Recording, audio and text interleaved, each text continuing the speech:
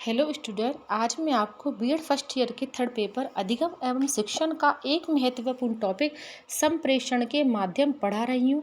तो चलिए हम स्टार्ट करते हैं। संप्रेषण के माध्यम। शिक्षा में संप्रेषण के विभिन्न प्रकार के साधनों का प्रयोग किया जाने लगा है, जैसे यांत्रिक उपकरण जिसमें आते हैं टेलीविज़न, मशीन, प्रोजेक्टर, कैमरे, बुलेटिन बोर्ड आदि। साधारण साधन जैसे समाचार पत्र, सूचना पत्र, TV program, slides, black board आदि। अब देखते हैं कुछ संप्रेषण माध्यम निम्न हैं, जिसमें फर्स्ट है रेडियो तथा ट्रांजिस्टर।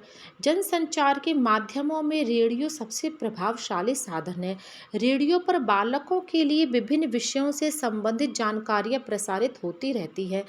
इससे उच्च स्तर के बालक भी लाभान्वित हो सकते हैं। जनसाधारण के लिए रेडियो संप्रेषण माध्यम बहुत ही उपयोगी है। रेडियो पर और भी अनेक सामान्य जानकारी दी जाती है, जिससे बालक के सामान्य ज्ञान में वृद्धि होती है। यह शिक्षा प्रसारित करने की अनौपचारिक शिक्षण प्रक्रिया है। नवीनतम विधियों और प्रविधियों की सूचना देता है। यह संचार साधन सभी वर्गों के व्यक्तियों और बालकों को सूचना प्रदान करने का सशक्त साधन है। देश विदेश में घटित होने वाली घटनाओं को यह तत्काल प्रसारित करता है। जो छात्र नियमित विद्यालय नहीं आ सकते या जहां पर विद्यालय नहीं बनाए जा सकते, उन क्षेत्रों तथा विद्यार्थियों को यह घर बैठे शिक्षित कर रहा है। अब दूसरा हम देखते हैं दूरदर्शन। टेलीविज़न भी दूरसंचार साधनों में सबसे सशक्त तथा प्रभावशाली साधन है। इसमें जनसाधारण श्रवण क्रिया के साथ साथ दृश्य क्रिया भी करता है, यानी व्यक्ति देखने के साथ साथ सुनता भी है, सुनने के साथ साथ देखता भी है।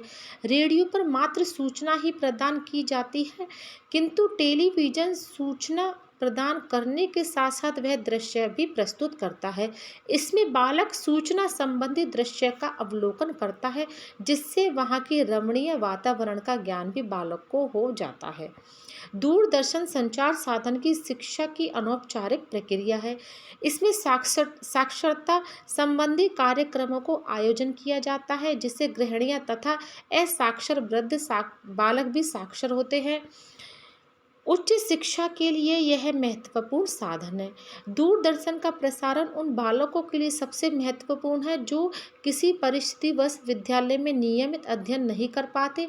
उनके लिए यह शैक्षिक अवसरों को उपलब्ध कराने का प्रभावशाली माध्यम है। अध्यापकों की पूर्ति का भी एक माध्यम है। एक अध्यापक असंख्य छात्रों को शिक्षण प्रदान कर सकता है। अब तीसरा है उपग्रह दूरदर्शन।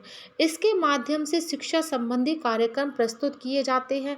भारत में शिक्षा प्रसारण हेतु 1975 में सबसे पहले उपग्रह दूरदर्शन स्थापित किया गया। इसमें शिक्षा, कृषि, उद्योग, स्वास्थ्य, चिकित्सा संबंधी सूचनाओं का प्रसारण किया जाता है। इसके माध्यम से सर्वसाधारण हेतु सभी प्रकार की जानकारियाँ दी जाती हैं। अब अगला है वीडियो कैसेट।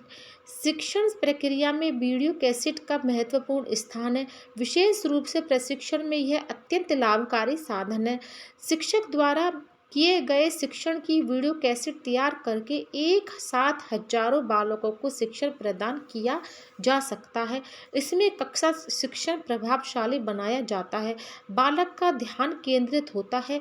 इसमें विभिन्न दृश्य श्रव्य सामग्रियों का उचित समय पर प्रयोग करके कक्षा शिक्षण में सुधार लाया जा सकता है। अब अगला है स्लाइड प्रोजेक्टर। यह भी शिक्षण प्रक्रिया का यांत्रिक उपकरण है। इसका प्रयोग सूक्ष्म अक्षरों अथवा छोटे चित्रों को बड़ा करके दिखाने में किया जाता है। इससे बालक को अधिगम करने में सरलता होती है। फिर आगे हम देखते हैं टेप रिकॉर्डर।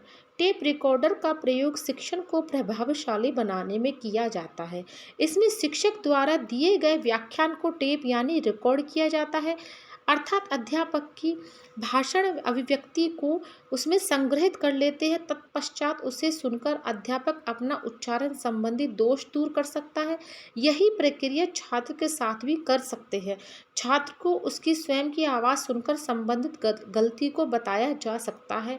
इससे छात्र वह गलती पुनः नहीं करता। प्रस्तुतिकरण में यह अत्यंत सहायक है। इससे अन्य वर्ग भी लाभान्वित होते हैं। तो देखिए, ये हो गया हमारे संप्रेषण के माध्यम। Thank you.